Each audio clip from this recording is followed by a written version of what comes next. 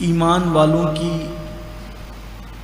ایک خصوصیت، ان کی امتیازی شان، ان کی پہچان بیان فرمائی کہ جب وہ قرآن سنتے ہیں، ایمان والوں کی شان یہ کہ جب وہ قرآن سنتے ہیں تو ان کی آنکھیں چھلک پڑتی ہیں، وہ رونے لگتے ہیں، ان کی آنکھوں میں آنسو آتے ہیں، اور وہ کہتے ہیں کہ ہم کیوں نہ ایمان لائیں اللہ کی عنایتوں پر۔ تو اللہ فرماتا ہے کہ وہ جو ایمان لائے ان کے لیے جنت ہے جس کے نیچے نہریں جاری ہیں۔ بعض مفسرین اس طرف گئے ہیں کہ یہ واقعہ حضرت نجاشی کے ساتھ پیش آیا۔ جس وقت مکے والوں نے مسلمانوں کو بہت ستایا تو مسلمان اللہ کے رسول صلی اللہ علیہ وآلہ وسلم کی اجازت سے مکے سے حبشہ کی طرف ہجرت کر کے چلے گئے۔ جب وہاں وہ چین سے رہنے لگے، اور حبشہ کا بادشاہ نجاشی، یہ عیسائی تھے اس وقت، اور یہ عیسائیوں کا ملک تھا حبشہ۔ تو جب یہ حضرات وہاں پہنچے اور سکون کی سانس لی تو مکے کے کافروں کو وہ گوارا نہ ہوا، اور وہ وہاں نجاشی کو بہکانے کے لیے گئے۔ تو جب نجاشی کو بہکانے کے لیے گئے تو کہا کہ وہ تو آپ کے نبی عیسیٰ علیہ السلام کے خلاف بولتے ہیں، اور ایسا ہے ویسا ہے، جو بھی ان کو کہنا تھا۔ تو نجاشی نے مسلمانوں کو بلانا بھیجا۔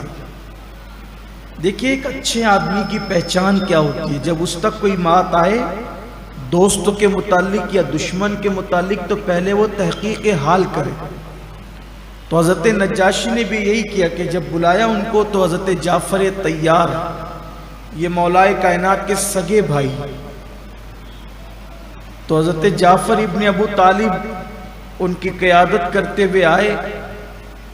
تو نجاشی کے دربار میں طریقہ یہ تھا کہ جب کوئی حاضر ہوتا تھا تو وہ سجدہ کرتا تھا۔ مسلمانوں نے سجدہ نہیں کیا۔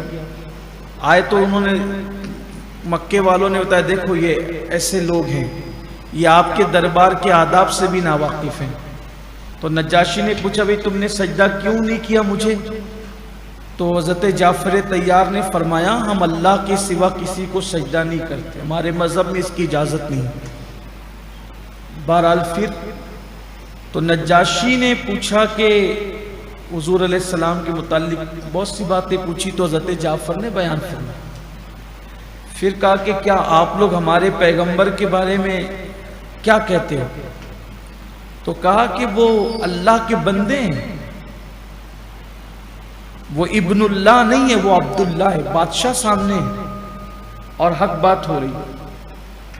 یعنی مومن کی شان مومنانہ یہ ہے کہ کوئی ہو وہ اپنے مذہب کی بات بغیر کسی خوف کے رکھ دے، انجام کچھ ہو مذہب کی بات رکھ دو۔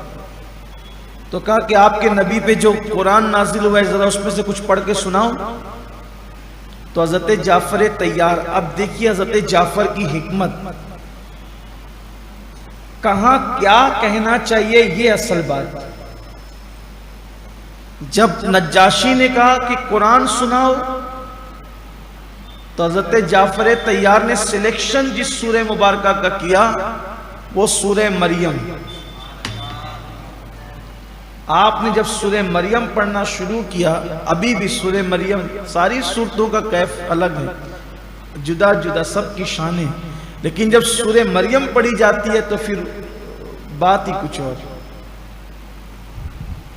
اللہ کا پورا قرآن ہی دل کو سرور بخشتا ہے، لیکن سورہ مریم کے اندر اللہ تبارک و تعالی پڑھنے والا جب پڑھتا ہے اپنی مستی میں تو بات ہی الگ ہوتی ہے۔ تو حضرت جعفر طیار نے جب سورہ مریم کی تلاوت شروع کی ہے تو نجاشی کی آنکھیں امٹ پڑی اور وہ رونے لگے، رو پڑے اور اپنے تخت سے اتر کر زمین پر بیٹھ گئے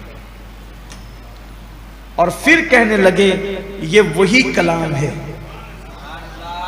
یہ وہی کلام ہے جس کی بشارت حضرت عیسیٰ علیہ السلام نے دی تھی، اور نتیجتاً حضرت نجاشی مسلمان ہو گئے۔ بعض مفسرین اس طرف گئے کہ ایمان والوں کی شان، لیکن یہاں رک کر ایک بات اور کہنا چاہتا ہوں۔ غزل سن کر تو ہمیں رونا آتا ہے، گانے سن کر تو ہمیں رونا آتا ہے، کیا کبھی قرآن سن کر بھی رونا آتا ہے؟ اگر قرآن سن کر رونا نہیں آتا تو اپنے حال پر رو لو، کہیں ایمان کا طوطا تو نہیں اڑ گیا دل سے ایمان تو نہیں نکل گیا، منافق تو نہیں ہو گیا، نفاق تو نہیں پیدا ہو گیا۔ اس لیے کہ قرآن تو بتا رہا ہے کہ مومنوں کی شان یہ ہے کہ وہ قرآن سن کے روتے ہیں، اور یہاں تو حال ہے کہ کب ختم ہو کب ختم ہو کب ختم ہو کا یہی حال ہے۔ اللہ ماشاء اللہ، سب کی بات نہیں کرتا۔ اگر کوئی امام لمبی قرات کر دے تو وہ مسجد لوگ چھوڑ جاتے ہیں۔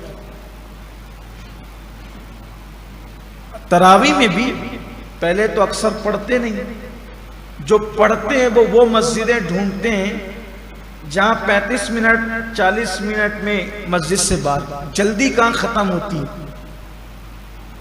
ہوٹل پہ گھنٹوں بیٹھیں گے اور تراویح کے لیے جلدی کہاں ختم ہوتی ہے۔ بہت سے تو علم ترا ڈھونڈتے ہیں کہ کہاں علم ترا اور وہاں چل کے پڑھتے ہیں۔ سال میں ایک بار قرآن سننا ہے، اور ان لوگوں پر بھی افسوس ہے کہ جو صرف قوم کی خاطر لوگوں کے لیے گھڑی دیکھ دیکھ کر تراویح پڑھاتے ہیں کہ لوگ کیا کہیں گے۔ تو کیوں آئے تھے بھئی؟ کس نے مجبور کیا؟ یہاں تو شوق کا سودا ہے، اس کو چھٹی نہ ملی جس نے سبق یاد کیا۔